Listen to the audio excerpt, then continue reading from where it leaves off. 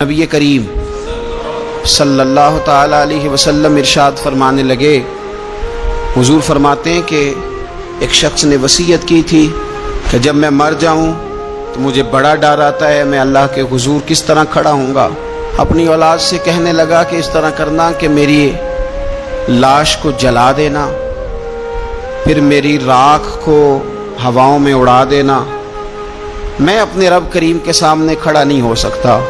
اس کے بچوں نے اسی طرح کیا۔ تو حضور صلی اللہ علیہ وسلم فرماتے ہیں پھر اللہ نے زمین کے ذروں کو حکم دیا اور زمین نے سارے ذرے اکٹھے کیے، پھر رب نے اسے زندگی دی اور پھر پوچھا یہ تو نے وصیت کیوں کی تھی؟ تو اس کرتا اللہ میں تیرے سامنے کھڑا نہیں ہو سکتا تھا، مجھے اپنے اعمال کا پتہ تھا، جے ویکھاں میں عملاں والے تے پھر تے کچھ نہیں نا میرے پلے، تو میں ڈرتا تھا کہ کیا بنے گا۔ تو رب فرمائے گا فرشتوں میرا بندہ سچ کہتا ہے، اسے میرے فضل سے جنت عطا کر دو۔ تو اللہ ذروں کو بھی جمع کرے گا، ہواؤں میں، خشکیوں میں، سمندروں میں، مرنے کے بعد انسان جہاں بھی ہوگا اسے جزا اور سزا کا معاملہ وہاں ملے گا۔ اب عذاب قبر جو ہے، قبر کے اندر جو انسان کا عذاب ہے تو وہ بھی عالم برزخ کا عذاب ہے۔ میرے رسول کریم صلی اللہ تعالی علیہ وسلم نے کچھ چیزوں سے پناہ مانگی ہے، خود حضور نے، خود نبی پاک صلی اللہ علیہ وسلم رسول کریم علیہ السلام نے پناہ مانگی۔ حضور فرمانے لگے اے اللہ مجھے کنجوسی سے، بخیلی سے پناہ عطا فرما، اور حضور نے باقاعدہ پناہ مانگی ہے کہ اے اللہ مجھے ارذل العمر ہونے سے پناہ میں رکھ، جب عمر اتنی زیادہ ہو جائے کہ وجود کے حصے کام کرنا چھوڑ جائیں، اس سے پناہ مانگی۔ اور خود میرے نبی پاک علیہ السلام نے قبر کے عذاب سے پناہ مانگی۔ یہ تعلیم امت کے لیے کہ تم بھی پناہ مانگو عذاب قبر سے۔ قبر کا عذاب برحق ہے، قبر کے لیے تیاری کر کے رکھنا، اپنی قبر کو یاد رکھنا، مر جانے کو یاد رکھنا۔ حضرت سعد بن معاذ رضی اللہ تعالیٰ عنہ کا جب جنازہ تھا تو صحابہ کرام فرماتے ہیں حضور نے نماز جنازہ کی امامت فرمائی تو قبر کے تیار ہونے میں کچھ دیر تھی، تو رسول کریم صلی اللہ علیہ وسلم زمین پر بیٹھ گئے اور ایک لکڑی سے حضور زمین کریدنے لگے، لکڑی سے۔ ہم محو انتظار تھے کہ اللہ کے رسول صلی اللہ علیہ وسلم سر مبارک اٹھائیں، ہمیں کو نصیحت کریں۔ فرماتے حضور نے سر اقدس اٹھایا تو حضور کی آنکھوں میں آنسو تھے، اور رو کے حضور فرمانے لگے، رو کے کہ اس قبر کے عذاب سے رب کی پناہ مانگو اور اس کے لیے تیاری کر لو، یہ بڑا سخت دن ہے۔ رو کے حضور نے فرمایا، رو کے۔ آج تو لوگ مذاق بناتے ہیں، آج لوگ مذاق اڑاتے ہیں، کچھ فقیر صوفی درویش کہلانے والے بھی، وہ کہتے ہیں یہ جو مولوی بتا رہا ہے نا قبر میں بچھو ہوں گے، سانپ ہوں گے، یہ تو مولوی اپنی قبر بتا رہا ہے، ہمارا اس سے کیا لینا دینا ہے۔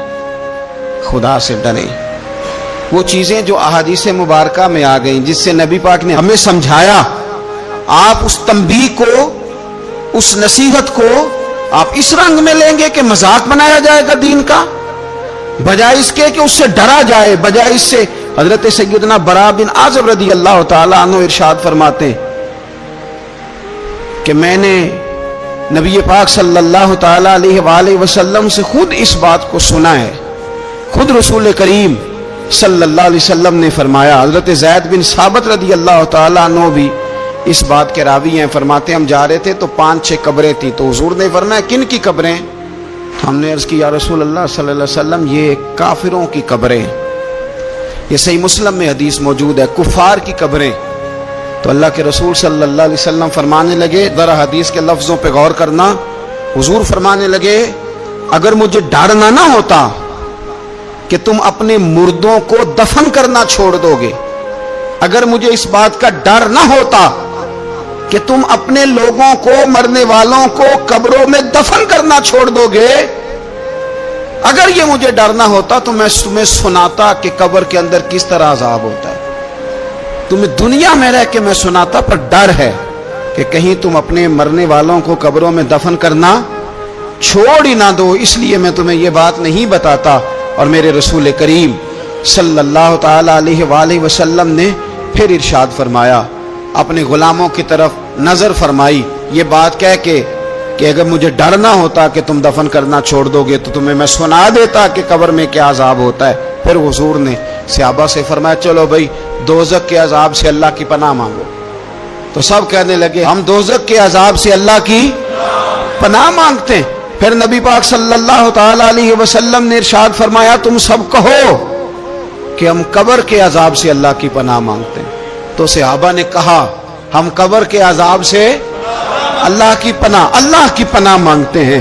پھر میرے رسول پاک علیہ الصلوۃ والسلام نے فرمایا تم کہو، سارے یہ کہو کہ ہم ظاہری اور باطنی فتنوں سے اللہ کی پناہ مانگتے ہیں۔ تو صحابہ نے کہا کہ ہم ظاہری اور باطنی فتنوں سے اللہ کی پناہ مانگتے ہیں۔ پھر میرے محبوب علیہ السلام نے فرمایا تم کہو کہ ہم دجال کے فتنے سے اللہ کی پناہ مانگتے ہیں۔ تو صحابہ کرام نے کہا کہ اے اللہ ہم دجال کے فتنے سے تیری پناہ تیری پناہ میں آتے۔ نبی پاک علیہ السلام نے یہ الفاظ کہہ کے یہ بات بتلا کے ہمیں سمجھا دیا، ہمیں قائل فرمایا محبوب نے کہ یاد رکھنا، اس بات کو اچھی طرح سمجھ لینا کہ اگر مجھے ڈر نہ ہوتا کہ تم اپنے مردوں کو دفن کرنا چھوڑ دو گے تو تمہیں بتلا دیتا کہ قبر میں کتنا سخت عذاب ہوتا ہے۔ اپنے معاملات پر غور کریں۔ ہمارا نا وہ کسی شاعر نے کہا تھا کہ مرنے کے بعد مجھ کو 2 گز زمین جو ملی تو دیکھو بعد مرنے کے ہی ہم جاگیردار ہو گئے۔ تو اصل تو جاگیر وہی ہے اور طے ہے۔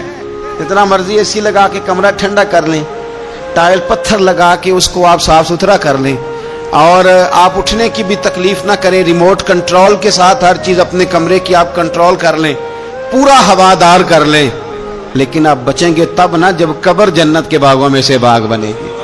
اگر وہ جنت کے باغوں میں سے باغ نہیں بنتی تو پھر فائدہ نہیں ہے۔ میرے رسول کریم صلی اللہ تعالی علیہ وآلہ وسلم کے پیارے صحابی حضرت عثمان غنی رضی اللہ تعالیٰ عنہ فرماتے ہیں، یہ سنن ابو داؤد شریف کی حدیث ہے کہ حضور نے فرمایا جب میت کو دفن کر کے فارغ ہو جاؤ تو اس کی قبر پر کھڑے رہو۔ خود حضور بھی قبر پر کھڑے رہتے دفن کرنے کے بعد اور فرماتے اس کے ثابت قدم رہنے کی دعا کرو، اس لیے کہ اب اس سے سوال و جواب ہوں گے، اب فرشتے اس کی قبر میں آئیں گے، اب اس سے پوچھیں گے، اب اس کے ساتھ وہ امتحان ہوگا، تو اس کے لیے دعا کرو، قبر پہ کھڑے ہو کے دعا مانگو۔ ایک حدیث میں فرمایا کہ اتنی دیر دعا مانگو کہ جتنی دیر اونٹ ذبح کر کے کھال اتار کے گوشت بنا کے، اونٹ ذبح کرنا سب سے زیادہ مشکل ہے، اونٹ ذبح کر کے کھال اتار کے گوشت بنا کے بانٹ دیتے ہو، اتنی دیر مرنے والے کی قبر پہ کھڑے رہ کے دعا مانگا کرو، کیونکہ اب فرشتے آئیں گے، سوال و جواب ہوگا۔ تو عذاب قبر، مصنف عبد الرزاق میں حدیث ہے کہ ایک بندے کو صرف ایک کوڑا مارا گیا تھا قبر میں، ایک کوڑا، ایک درہ، تو اس کی ساری قبر میں آگ بھڑک اٹھی۔ تو پوچھتا ہے کہ یہ ایک کوڑا مجھے کیوں مارا گیا؟ تو انہوں نے کہا ایک وجہ تو یہ تھی کہ تو پاکی پلیدی کا خیال نہیں کرتا تھا، اور دوسری وجہ یہ تھی کہ ایک دفعہ ایک مظلوم نے تجھ سے کہا تھا میری مدد کر، اور تو مدد کرنے پہ قادر تھا، تیرے اندر ہمت تھی، پر تو اس کی مدد کے لیے تیار نہیں ہوا۔ وہ ہمارا مشہور فکر ہے نا کہ سانو کی لگے، پرائی لڑائی پرائی آگ نو اسی گھر کیوں لے آئیے۔ تو وہ جو ہمارا خاص معاملہ ہے نا کہ کسی کی مدد نہیں کرنی، وہ ہمیں خراب کرتی ہے، ہمارے حالات بگڑ جاتے ہیں۔ ہم مدد کرنے پہ قادر ہوتے ہیں پر کسی مظلوم کی مدد، ایک کوڑا لگا تو پوری قبر میں آگ بھڑک اٹھی۔ عذاب قبر سے اللہ کی پناہ مانگی جائے، ڈرا جائے، اور آخرت کے لیے قبر کے لیے تیار۔ قرآن مجید نے کہا وَإِذَا الْقُبُورُ بُعْثِرَتْ، جب قبریں کریدی جائیں گی نا تو عَلِمَتْ نَفْسٌ مَا قَدَّمَتْ وَأَخَّرَتْ، پھر ہر جان لے گی کہ اس نے آگے کیا بھیجا اور پیچھے کیا چھوڑا۔ میرے عزیز، اپنی قبر کے لیے، اپنی آخرت کے لیے فکر کریں، تیاری کریں۔ ملا رومی ایک بڑی خوبصورت مثال دیتے ہیں اور بڑے شاندار انداز میں بات سمجھاتے ہیں۔ وہ کہتے ہیں مصر کے اندر نا ایک رواج تھا کہ وہ سال کے آخر میں، سمجھ لیں ذی الحج کے آخری دن، یا جس طرح آج کل لوگ جنوری فروری سے کام چلاتے ہیں، تو وہ دسمبر کی آخری تاریخ کو نا پچھلے بادشاہ کو معطل کر دیتے تھے، اور یکم تاریخ کو وہ جا کے دریا کے کنارے کھڑے ہوتے تھے تو کشتی آتی تھی، جو پہلا آدمی اترتا تھا اسے بادشاہ بنا لیتے تھے، پورا سال اس کی بات مانتے، اور سال کے آخر میں جا کے پھر اس کو جنگل میں، جہاں جنگل میں درندے تھے، جھاڑیاں تھیں، خوفناک جگہ تھی، وہاں جا کے چھوڑ آتے تھے، درندے اسے پھاڑ ڈالتے۔ تو ایک سال ایک دانشمند آدمی اترا، وہ تو اس کو انہوں نے کہا کہ بھئی تو ہمارا بادشاہ ہے۔ انہوں نے کہا یہ کیا بات ہوئی؟ تو بادشاہ ہوں تو کیا مطلب؟ انہوں نے کہا جی ہمارا اصول ہے، پورا سال تیری بات مانیں گے، سال کے بعد جنگل میں چھوڑ آئیں گے۔ کہنے لگا سال تو بات مانو گے نا؟ نے کہا ہاں۔ کہنے لگا اچھا پھر سب سے پہلے مجھے وہ جنگل دکھاؤ جس میں تم نے آخر میں چھوڑ کے آنا ہے۔ پہلے مکان کے پہلے سوسائٹی میں، گھر کے پہلے قبرستان کی طرف حاضری۔ قرآن پاک کی جو ترتیب ہے نا موت و حیات کی، پتہ کس طرح؟ الذی خلق الموت والحیات، وہ رب جس نے موت اور زندگی پیدا کی۔ قرآن زندگی کا ذکر بعد میں کرتا ہے، موت کا ذکر ہے۔ تو ملا رومی کہتے ہیں وہ آدمی کہنے لگا پہلے دکھاؤ نا کہاں سال کے بعد لے کے جاؤ گے۔ تو انہوں نے جا کے وہ جگہ دکھائی، اس جنگل میں سال کے بعد ہم نے آپ کو لے کے آ کے چھوڑنا ہے۔ تو کہنے لگا ختم ہو گئی بات، اسی جنگل میں چھوڑو گے نا، کوئی اور تو نہیں؟ کہا جی اسی میں چھوڑیں گے۔ کہنے لگا بالکل ٹھیک ہے۔ پہلا حکم تخت پہ بیٹھ کے اس نے یہ کیا کہ جنگل کے اندر جتنی خاردار جھاڑیاں ساری کاٹ دو، اس جنگل میں جہاں آخر میں جانا ہے وہ ساری جھاڑیاں کاٹ دی۔ پھر کہنے لگا جتنے درندے ہیں نا جہاں وہ سارے مار دو، درندے مار دیے۔ کہنے لگا اب ہل چلاؤ، کیاریاں بناؤ، پھول لگاؤ، گلاب لگاؤ، چنبیلی لگاؤ، کرو اس کے اندر خوشبوئیں۔ وہ سارا سال وہ باغ کی تیاری کرتا رہا۔ سال کے بعد انہوں نے چارپائی پہ باندھا، جب اس باغ میں لے کے جا رہے تھے تو پرانے بادشاہ کہتے تھے نا نہیں میں نے نہیں جانا، چھوڑ دو، اتار دو، معاف کر دو۔ یہ پتہ کیا کہہ رہا تھا؟ کہہ رہا تھا عجلونی، ذرا جلدی کرو، ذرا جلدی کرو، جلدی کرو، مجھے لے جاؤ خبر میں اور جلدی سے مجھے وہاں چھوڑ کے آؤ جنگل میں۔ کیوں بھلا؟ اس لیے کہ اس نے فارغ بیٹھ کے موج نہیں کی، اس نے اپنی آخری جگہ کے پھل پودوں کی تیاری کی۔ او میرے بھائی، ہمارے پاس پیسہ آتا ہے تو گاڑی نہیں آتی ہے، اگر تھوڑا پیسہ زیادہ پڑ گیا تو چلو وہاں بھی پلاٹ لے لو۔ کوئی بندہ بھی اپنی آخرت کے لیے، قبر حشر کے لیے سوچنے کو تیار؟ جتنے مکان آپ نے بنانے ہیں نا، بچوں نے بعد میں لڑنا ہے، انہوں نے کہنا کارنے والا ابا مجھے کہہ گیا تھا کارنر والا تیرا ہے، نکاح تھا مجھے، ابا جی مجھے کہہ گئے تھے کہ تم پہلے بڑا ہو گیا تھا، تو کمائی کرنے لگ گیا تھا، لہذا یہ سارا تیرا ہی ہے۔ وہ سب کو کوئی نہ کوئی بات ابا کان میں کہہ ہی جاتا ہے، سب نے اپنے حصے کی کوئی نہ کوئی بات یاد کی ہوتی۔ ابا نے کہاں جانا ہے؟ جہاں حالت بڑی خراب ہے، جہاں حالات بڑے پیچیدہ ہیں، مہربانی فرمائیں وہ جو تیاری ہے نا آخرت کی، یہاں رہ کے قبر کی تیاری کریں، یہاں رہ کے وہاں کے کیڑے مکوڑے ماریں، پھر وہاں جانے میں کوئی پریشانی نہیں ہوگی۔ پھر تو بندہ بھاگ کے جائے گا، بندہ بھاگ کے جائے گا۔ میں سنیا رات قبر دی کالی، تو پھر کہنے لگے میں تے بھی سنیا اتھے اونے ہونا ہے جدے موڈے کملی کالی۔ تو یہ تو تب ہے نا کہ جب آپ نے اس کے لیے کچھ تیاری کی ہو۔ میرے رسول کریم علیہ السلام نے مومن کی قبر کا حال بھی بتایا۔ یہ تو ہے نا عذاب ان لوگوں کے لیے جو نافرمانی کرنے والے ہیں، یہ ان کی قبر کا حال بتایا۔ تو سنن ترمذی میں، صحیح ابن حبان میں حضرت ابو ہریرہ رضی اللہ تعالیٰ عنہ بیان کرتے ہیں کہ حضور صلی اللہ علیہ وسلم نے فرمایا جب میت کو قبر میں رکھا جاتا ہے تو اس کے پاس سیاہ رنگ والے اور نیلی آنکھوں والے دو فرشتے آتے ہیں اور اس کو اٹھا کے بٹھاتے ہیں۔ باقی حدیثوں میں 3 ہی سوال ہیں، لیکن اس حدیث میں حضور نے فرمایا انہوں نے بس میرے بارے میں ہی پوچھنا ہے، اٹھا کے بس میرے بارے میں صرف یہ پوچھنا ہے، بتا مدینے والے محبوب کے بارے میں دنیا میں کیا کہا کرتا تھا، کیا کہا کرتا تھا ان کے بارے میں دنیا میں۔ تو اعلیٰ حضرت بریلوی تو کہتے ہیں میں نے تو کہہ دینا ہے سرور کہوں کہ مالک و مولا کہوں تجھے، باغ خلیل کا گلے زیبا کہوں تجھے، تیرے تو وصف عیب تناہی سے ہیں بری، حیران ہوں میرے شاہ میں کیا کیا کہوں تجھے، لیکن رضا نے ختم سخن اس پہ کر دیا، خالق کا بندہ خلق کا آقا کہوں تجھے۔ اور پیر میر علی شاہ صاحب کہتے ہیں میں نے وہاں یہ کہنا ہے کہ مکھ چند بدر شاہ شانی ہے تے متھ چمک دی لاٹ نورانی ہے، کالی زلف تے اکھ مستانی ہے، مخمور اکھی ہیں مد بھریاں، سبحان اللہ۔ मा अजमला का, मा अकमला का, मा अक्सना का, ते किथे मेरे अली, किथे तेरी सना, मुश्ताक अखी किथे जाड़ी। तो नबी पाक अलैहिस्सलाम फरमाते हैं मेरे बारे में पूछेंगे, मेरे बारे में। वैसे भी एक सवाल लाजमी होता है ना, ये वाला सवाल लाजमी है। मन रब्बू का पूछ के ना तो जन्नत जहन्नम का फैसला नहीं, माँ दीनू का पूछ के जन्नत जहन्नम का फैसला। हाँ, बात अगर खत्म होनी है तो मदीने वाले के सवाल पे खत्म होनी, इसलिए खुल के नाते पढ़ा करो, राज के दुरूद पढ़ा करो, ये बात याद रखें। ये फैसला हुजूर की जात पे खत्म होना है। मेरे ना वो शिकायतें करते हैं ना लोग आके, तो एक बच्ची को हमारे यहाँ दाखिल कराने के लिए एक साहब लेके आए, तो कहने लगे बड़ा अरसा इसे फलाने मदरसे में दाखिल कराया, सिवाय नातों के कुछ भी नहीं सीखा इसने। तो मैं उन्होंने आख्या चाचा जी जी असल काम सी वो तो सीख गई है ना थोड़ी बच्ची। कुरान और सुन्नत भी हुजूर की नात ही है, लेकिन आपको पता है कि बात खत्म मदीने वाले की नात पे ही होती है। हुजूर का प्यार असल है। तो हुजूर फरमाते हैं मेरे बारे में पूछा जाएगा, वो कहेगा कि इनके बारे में क्या पूछते हो, अशहदु अल्ला इलाहा इल्लल्लाह व अशहदु अन्ना मुहम्मदन अब्दुहु व रसूलुहु। तो फरमाते हैं फिर उसे ना एक तरफ खिड़की खोली जाएगी तो जहन्नम का दरवाजा दिखाया जाएगा और उसे कहा जाएगा अगर तू सवालों के सही जवाब ना देता तो दोज़ख में जाता, लेकिन अब तूने सही जवाब दिए हैं। तो हुजूर फरमाते हैं उसकी कब्र 70 गज चौड़ी और 70 गज लंबी कर दी जाएगी।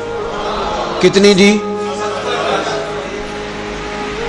मस्जिद में एसी वाले हाल में जगह मिल जाए तो बंदा बड़ा सुखी रहता है, और सुबह जाए बैंक और पहली लाइन में मौका मिल जाए तो बंदा बड़ा सुखी रहता है कि मेरा जाते ही काम हो गया।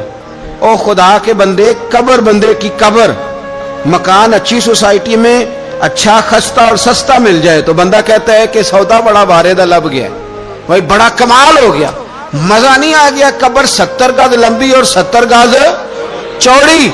और ये तिरमिजी शरीफ पढ़ रहा हूं, बड़ी मजेदार हदीस। नबी पाक सल्लल्लाहु अलैहि वसल्लम फरमाने लगे फिर उसकी कब्र को नूर से भर दिया जाएगा। हुजूर को पहचान गया ना, कब्र नूर से भर दी गई और जब 70 गज लंबी कर दी गई तो बड़े प्यारे लफ्ज हैं हदीस के। हुजूर फरमाते हैं वो बंदा फिर फरिश्तों से एक बात कहेगा, अरबी में भी है उर्दू में भी है, पर मेरा दिल करता है पंजाबी में बताऊं। वो ना फरिश्तों से वो बंदा कहता है जब कब्र हो गई ना 70 गज लंबी 70 गज चौड़ी और नूर से भर गई, कुर्बान जाएं। हुजूर फरमाते हैं वो मुर्दा, वो जो कब्र में पहुंचा है, जब उसकी कब्र को ये शान मिलती है तो फरिश्तों से पता क्या कहता है, कहता है मैं घर ना दस आवा जाके, ये जरा घर ना बताऊं दौड़ के, ये जरा मैं अपने घर बताऊं भाग के कि अल्लाह ने बड़ी खैर कर दी। अपनी अम्मा नु दस आवा, अपनी अम्मा नु मैं बच्चों को बता के आऊं कि मौज बन गई है, मैं बताऊं अपनी बीवी को, बताऊं अपने बहन भाइयों को, मैं घर ना दस आवा। कुर्बान जाएं मेरे रसूल करीम अलैहिस्सलाम फरमाते हैं फरिश्ते उससे कहते हैं नहीं तो किसी को ना बता, नम का नौमतुल उरूस, तू इस तरह सो जा जिस तरह पहली रात की दुल्हन सोया करती है। वो बड़े चाव में सोती है, वो बड़े प्रेम में सोती है, नई जिंदगी का आगाज होता है तो सोती है। और फरिश्ते कहते हैं अब तुझे वही आके जगाएगा जो तेरे अहल में तुझे सबसे ज्यादा महबूब होगा, जो तुझे सबसे ज्यादा महबूब होगा। मेरा तो ईमान है कि हमें तो कब्र से आके जगाएंगे भी मदीने वाले रसूल, कहेंगे आओ गुलामों चलें, आओ गुलामों। और वो कश्मीर के रूमी वक्त ने मियाँ साहब ने कहा था बाद मरन दे कब्र मेरी ते मेरे अपीरा जे कर पामे फेरा। अब हुस्न देखे कलाम का और अंदाज देखे, बाद मरन दे कब्र मेरी ते मेरे अपीरा जे कर पावे फेरा, ते कब्र दे विचों हड्डियां उठ के मुजरा कर सन तेरा।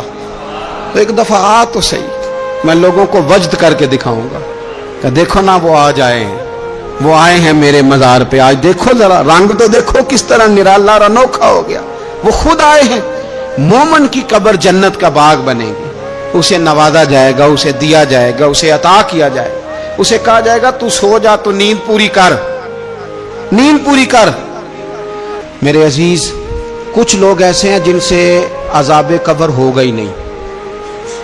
मेरे रसूल करीम सल्लल्लाहु ताला अलैहि वसल्लम ने इरशाद फरमाया कि جو اللہ کے راستے میں شہید ہو گیا، یہ سنن نسائی میں موجود ہے، اسے عذاب قبر نہیں ہوگا، بلکہ ایک حدیث میں تو فرمایا حساب کتاب ہی نہیں ہوگا، اللہ بغیر سوال جواب کے جنت عطا فرما دے۔ کچھ لوگوں کو نا لوگوں کی بخشش پہ بھی مسئلہ ہی بنتا ہے کہ کوئی بخشا نہ جائے۔ وہ ایک صاحب کہہ رہے تھے جی یہ کیا معاملہ ہے کہ جمعے کو بندہ مر گیا یا فلانا ہو گیا تو اس سے حساب کتاب نہیں ہوگا، اتنے بڑے جرم لوگوں نے کی، اتنے پاپ، اور جمعے کو مر گیا تو بخشا جائے گا۔ تو میں نے کہا جرموں کا بھی اسے حساب اللہ لے لے گا، لیکن میاں حساب کتاب کی ڈیوٹی نہ اللہ کی ہے تو بہتر یہ ہے کہ اسی کے ہاتھ میں رہے، تو نہ اپنے ہاتھ میں لینے کی کوشش کر۔ سنن ترمذی کی حدیث۔ ہمیں پتہ نہیں کیا مصیبت ہے، ہمیں پتہ نہیں کیا مسئلہ ہے۔ ایک جنازے سے میں نکلا، آپ یقین کریں کبھی کبھی کلیجہ پھٹ جاتا ہے۔ میں ایک جنازے سے نکلا تو میرے ساتھ ایک بندہ جنازہ پڑھ کے نکلا تو کہنے لگا جی پیر صاحب دیکھیں آج کتنی دنیا آئی ہے، حالانکہ یہ بندہ اس طرح کا تھا، اس طرح کا تھا، اس طرح کا تھا۔ میں نے اسے کہا یار تجھے تو فکر ہی لگ گئی ہے کہیں جنت میں چلا ہی نہ جائے، شرم آنی چاہیے ہمیں۔ اللہ فرماتے ہیں جنت اتنی چوڑی ہے جتنے زمین و آسمان ہے، اس کی چوڑائی زمین اور آسمان کے برابر ہے، تو ہم تو اپنے علاوہ کسی کو جانے نہیں دینا چاہتے جنت میں۔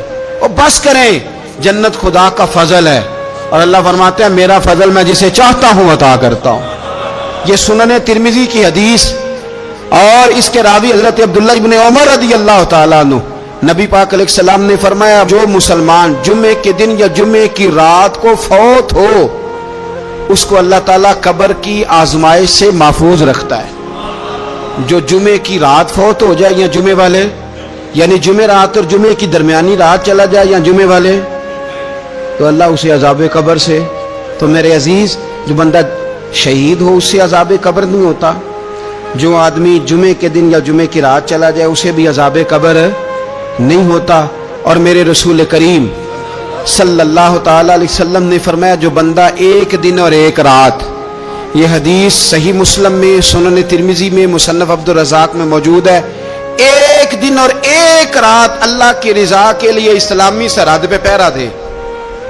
میں اور آپ سوئے ہوئے ہیں، لیکن وہ لوگ جو فوجی بارڈروں پہ کھڑے ہیں، دیکھو مدینے والے محبوب کس کس پہ کرم فرماتے ہیں۔ ساری عمر نہیں، 24-25 سال کی سروس نہیں، فرمایا ایک دن اور ایک رات اللہ کی رضا کے لیے جو اسلامی سرحد پر پہرا دے، مسلمانوں کو کافروں سے بچائے، رب اسے عذاب قبر نہیں دے گا، اسے اللہ تعالیٰ اپنے فضل سے معاف فرما دے گا۔ ایک رات اور ایک، تو آپ کیا سمجھتے ہیں کہ ان فوجیوں کی کوئی چھوٹی شان ہے، ان کا کوئی چھوٹا مرتبہ ہے؟ ایک دن اور ایک رات اگر یہ پہرا دیں تو اللہ انہیں اتنا انعام عطا کرتا ہے۔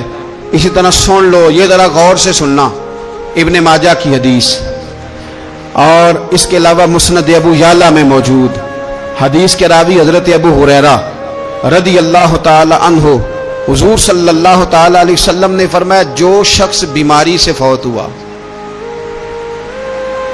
جو شخص، قربان جاؤں میرے محبوب نے بیماری کا نام ہی نہیں لیا، فرمایا کوئی بھی بیماری ہو، فرمایا جو آدمی بیماری سے فوت ہوا اللہ اسے شہادت کی موت عطا فرمائے گا، اور وہ عذاب قبر سے اور قبر کے امتحان سے بھی محفوظ رہے گا، اور حضور فرماتے ہیں اس کو صبح اور شام جنت کے باغوں میں سے رزق دیا جائے گا۔ جو کسی بھی بیماری سے مرا، لوگ کہتے ہیں دیکھو جی بڑا تانگ ہو کے دنیا سے گیا ہے، تو اس بندے کو بھی عذاب قبر نہیں ہوتا۔ اسی طرح جو بندہ سورہ ملک پڑھتا ہے، سنن ترمذی میں حضرت ابن عباس سے روایت ہے کہ حضور صلی اللہ علیہ وسلم کے ایک صحابی نے ایک جگہ خیمہ لگایا تو وہاں سورہ ملک پڑھنے کی آواز آتی، کوئی بندہ پڑھنے والا نظر نہیں آتا تھا۔